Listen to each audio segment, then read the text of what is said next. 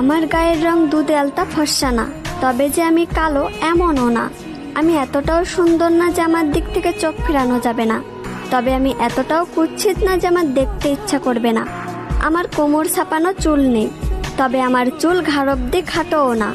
আমি হয়তো অনেক সুন্দর রান্না করতে পারি না, তবে যে আমি মোটেও রান্না পারি না এমনও না।